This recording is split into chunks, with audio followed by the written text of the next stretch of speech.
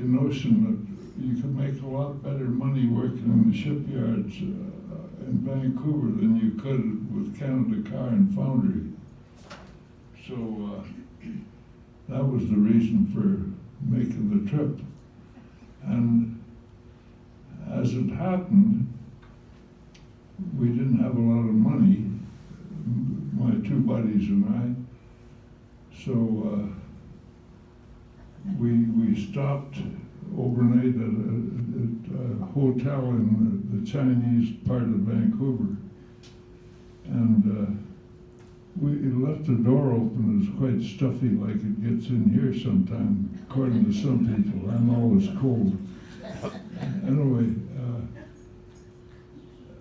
the door was wide open, and this guy he was really well dressed, and he sort of stumbled into the room, and he was looking for the elevator. So we got a hold of him, and we sort of tied him down, and we told him why we were there, or he asked us. And he said, well, hell, he says, I work for, what the heck was the name of the outfit? White Horse and Yukon Road. They had the narrow gauge railway from Skagway to White Horse. And this was built during the gold rush. But at this time, they were building airports along the Alaska Highway. It was called the Northwest Staging Route. And I worked on an airport at Tasman Lake and also at Whitehorse. So we got a free ride up to Skagway and from there on the railway to Whitehorse. So that's probably when you developed an interest in the West Coast, because as time went on, you moved out there, didn't you? And you also spent more time in the Arctic. So that's probably where you developed an interest in that part of the world. Yeah, that was much later. Actually, I was in the Air Force for a short while during the war, and I was an air gunner, but I didn't win the war. I did get over to England, and the war was nearly ended, and so I was given the option of remustering to the Pacific Theater. So I got on the ship and came right back to Canada. And then the Americans dropped those two bombs on Hiroshima and Nagasaki, and that ended the war in the Pacific. So I was warless. Never fired a shot in anger. That's right. However, I did have three of my classmates were killed in the crash, along with a guy from Saskatoon who just went along for a ride, and the young Australian pilot of the aircraft, and I actually watched it crash and burn and made a hell of a bang when it landed, and they were all killed. And I think of those boys every day, and have ever since it happened. And they were all young guys, 18, 19, and so on. So, it's really sad. However, onward and upward. How old were you then, when you came back from? 18. 18 years old and came back from there, and so now you had to get back on City Street and adapt there. I think one of the first things you did, though, was go to college with a DBA grant, didn't you? Yeah, there was a DBA school set up so we could qualify for air crew, because we had virtually no education at all. And I think I finished in one of the courses with grade 8. And, yeah. So after you left Brandon College, then you're ready to tackle the world, and you ended up in Saskatoon. Well, it was actually, I got into the seismic business in Calgary, and we were called doodle buggers in those days. But before that, though, you were in Saskatoon because you found a girl there, I think. No, I didn't find her till after. Oh, well, you're in the new bucking business, and that's where you found her, okay. No. But anyway, you did then eventually get into the seismic business. Just would you mind telling these folks what the seismic business and doodle bugging really is? Because we may not all know. Well, most of you Alberta people have watched these seismic crews going up and down all the country roads and banging away with dynamite and so on. And so when a crew moved into a new town, the mothers were advised to lock up their daughters. That's not seismic. Some of them were a bad bunch, except me. Yeah. But tell us just what seismic machines do. This Oh, is the oil well, field. it's a means of locating structures suitable for drilling and hopefully come up with some oil. But that was probably the best tool of all the geophysical tools. That was number one as far as oil exploration goes. And I see just a new friend I met just the other day, and he would attest to that, I think. Yeah. But you drilled a hole, and then what did you do with the hole once you drilled this hole? Well, he fired off a charge of dynamite, and that created the seismic impulse, and then you record the returns. So you had these little geophones you laid along the ground to pick up the sound from that Yeah, explosion. we called them geophones, or they were actually seismometers, and what's in the name? There were jugs, and you were a jug hustler. If you were A jug hustler. if you were setting out side monitors, you were a jug hustler. And, Where were some of the places that you went to do this work? oh God, all over Alberta, most in Manitoba, Saskatchewan, and Alaska for several months on one job. Actually, I started in 1948. We had a crew. That was 48 was when Redwater was discovered. One of the early reef fields, very prolific field, and I could still maybe producing something today. I don't What know. field was that? Redwater. Redwater. Okay, I was in Stettler. Okay, all right, Yeah, well, I worked in Stettler as well. okay. On the seismic crew, we lived there for a while. Arlie was with me. But anyway, your bride came along somewhere in this series of transfers and moves around Alberta. When were you married, you two? 51. And Yes, when- Pa? In 51, yeah. And did Arlie travel with you then? Yes. Yes, had we a son. traveled all over Your this son place. after We had a that. little trailer, and that was our home. And so, yeah, you moved wherever the job took you, Yeah. and Arlie tagged along. Yeah. And then when did your son Doug come in the picture? Well, 2 years in later. Fort Nelson. Fort Nelson. Well, no. In Matata. We were But in Millard. he was born in Wetaskiwin, yeah. Okay.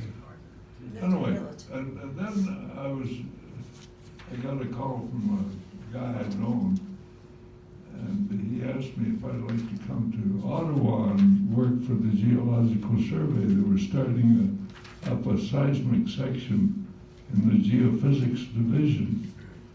So I went along and I worked for them for over 20 years. 25 early says, and so does all of that. And then I worked all over the Arctic, the eastern and western Arctic, and yeah, mainly studying we weren't looking for structures there. We were doing permafrost studies and so on. And we did do a reconnaissance line across the Sverdrup Basin. And some oil companies chipped in on that because it was an expensive venture. And yeah, so that's about it. And, Well, I'm kind of interested in this work in the Arctic, doing seismic work over there. Now, you obviously didn't have machines that you could move quite easily there. How did you move your machines from place to place in the Arctic? well, we didn't drill holes, for example. We drilled a hole in the ice and you didn't have to worry about tapping a hole or anything like that. But you had to drill through the snow first, the ice, Well, maybe water, and then you had to get into the ground, didn't you? yeah,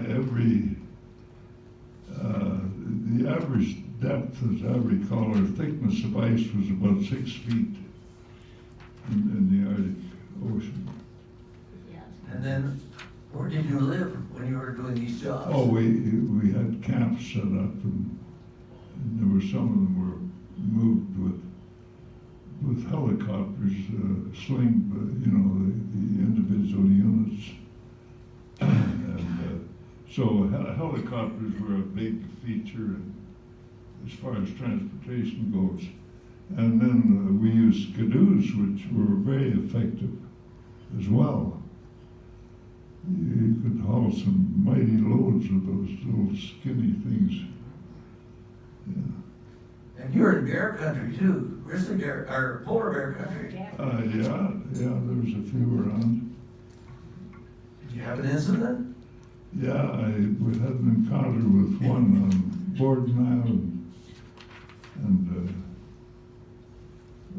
it ended up that I dispatched the poor fella, and I've often thought since that maybe we could have got rid of him without killing him. But he wouldn't leave. You made a pet? Oh. But he sure made a nice carpet for a guy, a rug.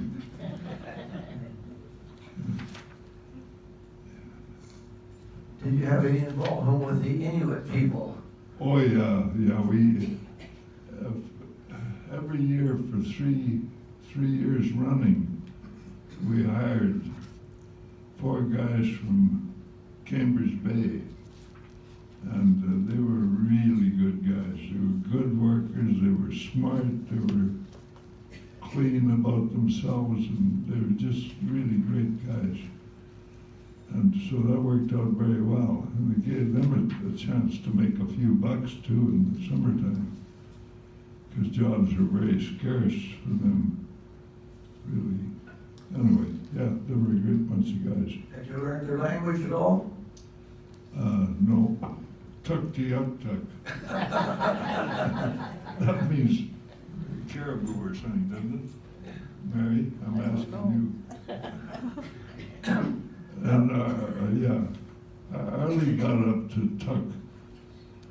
So she, but all the time I was in the Arctic, Arlie couldn't go to these places, except I did get her up to tuck. And I think she enjoyed the trip. How cold was it?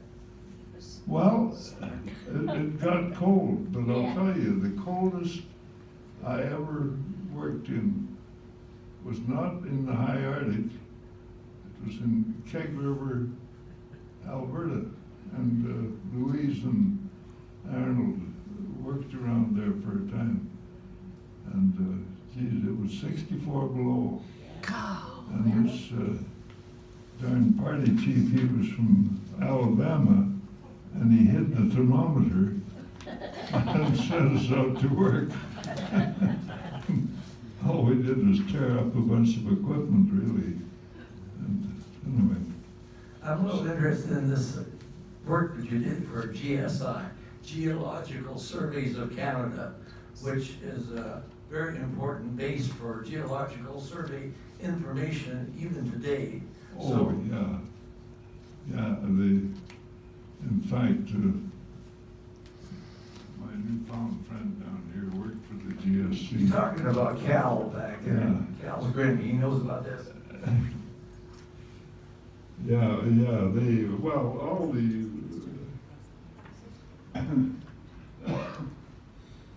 yeah, all the maps are produced by the Geological Survey or Surveys and Mapping Branch or whatever. And I happen to know that a lot of those records are filed in Ottawa, and they have Hugh MacAulay's name as co-author on some of those. Oh, I'm the lead author on some. Okay. Some construction. Yeah. You're talking about legacy, Michelle. Hey, there you go. That's legacy. Well, anything else you'd like to tell us about your time in the Arctic? Oh, I could tell you a lot of things, but I don't think there's time. No, that's pretty good. Okay. Well, then we can move on to post-retirement. After you retired, then what did you do? We bought a little house in Qualicum Beach on the Vancouver Island, and we rented it for a couple of years, and then we moved out there. Is that about right? Anyway, Oh, no. that was the Oh, we best rented place that. we ever lived, and God, It's hardly I've been everywhere, man, in Canada anyway. And that was a great place to live.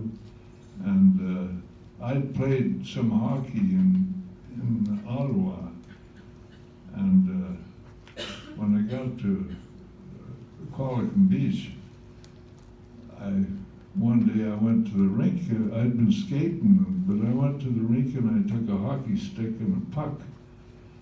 And God, it took off from there, and there was more people per population played shinny or hockey. We called it hockey in Qualicum Beach and Parksville than anywhere else in Canada, I think. It was a great place to live. Climate was pretty good. I remember we had one huge dump of snow once, and so I have a picture, two picture a house in Ottawa, and after a big snowfall, and the one in Qualicum. And I said, it's not supposed to happen in Lotus Land. That was one of the captions. Yeah. Anyway, What was the name of your hockey team, by the way? oh, the Parksville Panthers. Somebody had come up with the name I thought was a suitable name would be the Parksville Panthers. And this old fellow here, he played hockey up in the Yukon. He was a great hockey player. And he said, I think that Parksville Panthers would be more suitable. So that was it. So it was just on the back of our jerseys and so on. Yeah. So how long were you in Qualicum, and what caused you to come to Canmore? Well, we had a son here. We only have one child. And he had a land surveyor business here, he and a partner. And our two grandsons were born here. And so we, in our failing years, we decided to make the move to Canmore, and no regrets. We still have all these great friends in Qualicum, but we don't see them anymore either. But anyway, yeah, it was a good place, and we ended up here. And the next big trip I make will be to Boot Hill.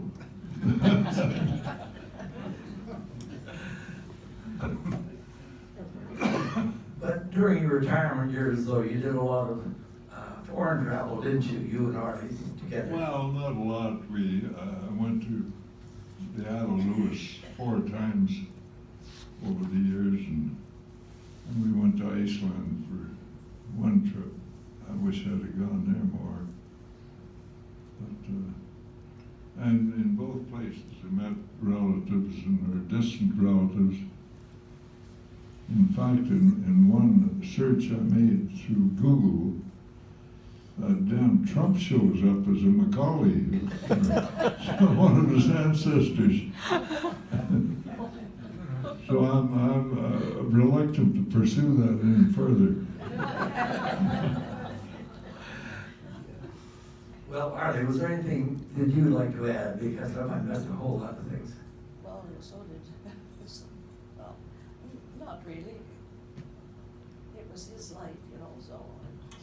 But you visited a lot of other countries. Oh, well, every time he went up north or into the bush or something away, usually for 3 months at a time, I usually went home to my mom and dad's. They were up in Gillum, Manitoba, northern Manitoba at that time.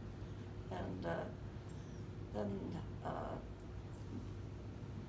Doug, my dad and mom would take over Doug, sort of, you know, my dad built him a little sleigh and all of the walks in it so he could ride them up and down the roads in Gillum.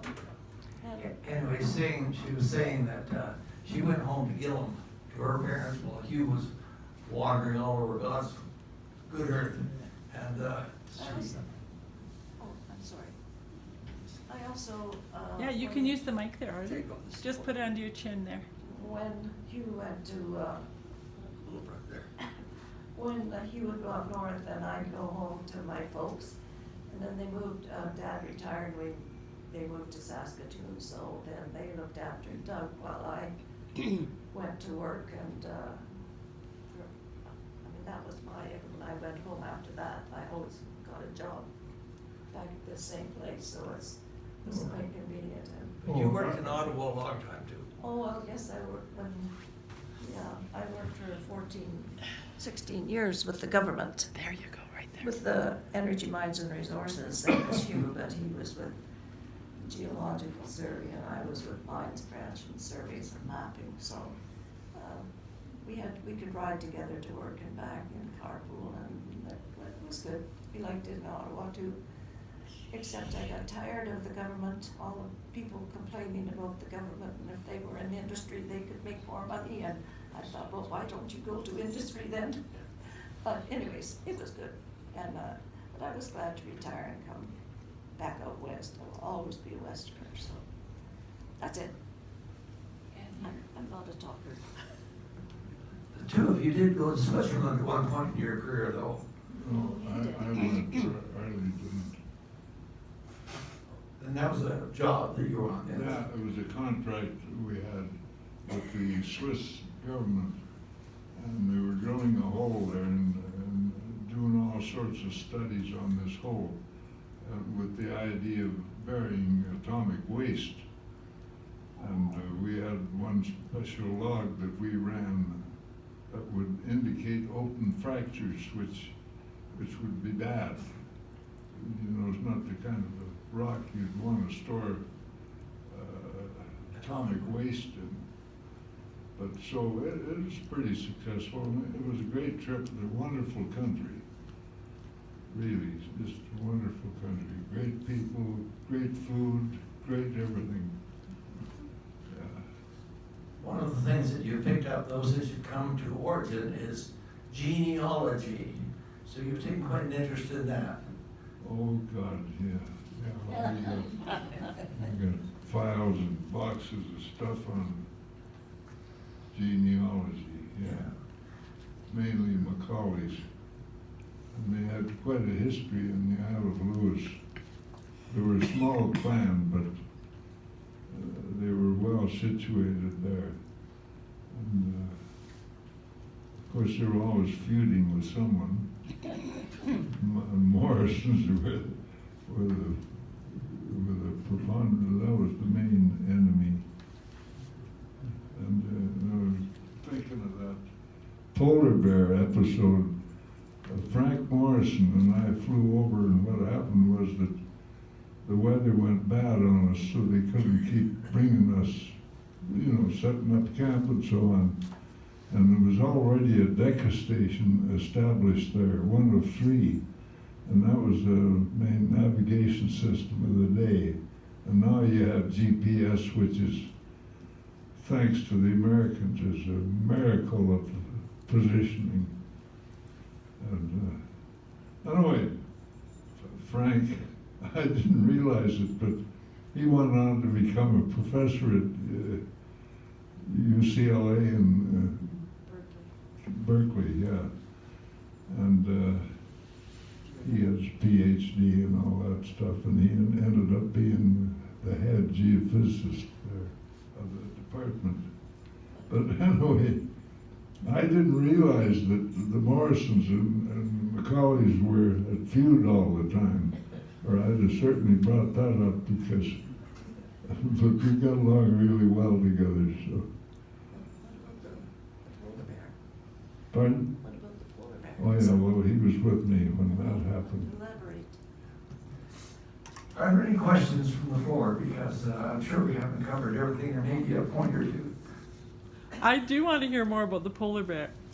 Why did you kill it? Was he stalking Well, you? he wouldn't leave the camp. Oh. And he left at one point, and we were in this little wee tent, and the Decca station was in a bigger, it's a fabric thing with aluminum frame and so on, but much bigger than our little tent. So they invited us over for breakfast, and we were only about a couple of 100 miles away from the Decca establishment. And so we were having our breakfast, and somebody went out, one of their guys, and he says, "That damn bear is back." So then we had to think about, it was tying up the whole navigation system for this polar shelf operation up there. And there were many various crews working on different problems. And so it was important to have this Decca operating. So I called into Isaacson on Alafrina Sound and got permission to dispatch this bear. They thought it would be a good idea. Shoot at 8 beans. And Dispatch. so that's what happened. Thanks. Unfortunately, and he's a nice little bear. It wasn't huge, but clean, and we did a heck of a job of because I'd been involved with skinning a few animals on the farm and so on. So I was able to, I knew what to do. If I do say so myself, I did a hell of a good job of skinning them and everything. Sam, you have a question? Do you need the mic? No, I think I can. You're loud enough. Yeah, I just know Arlie and Hugh from having lived at Crossbow Place, Three Sisters Village, for a few years there, I guess. And I can't help but notice, the good health that they're both in, especially Hugh. Arlie's much younger, so I can't, anyway, I just wanted to ask, just what do you owe your longevity? Because both of you are really, really in good health, and I got to hand it to you. Hugh, your memory is just so sharp and vivid in telling us about all these stories. So I think it was my you owe us an cooking. explanation. They say behind every good man there's a He's good a woman. woman. Artie did have a comment there. I said, I think it was the good cooking. Artie's good cooking. Anything else like to pursue? There are some things here, in addition to his book, that you may want to have browse here for the next few minutes and talk to you and Artie about their experiences wherever they traveled. And so I would like to thank them for taking the time to come share this with us, because I think it's a wonderful history and a wonderful legacy. Yes. Thank you. Yeah. Thank you, everyone.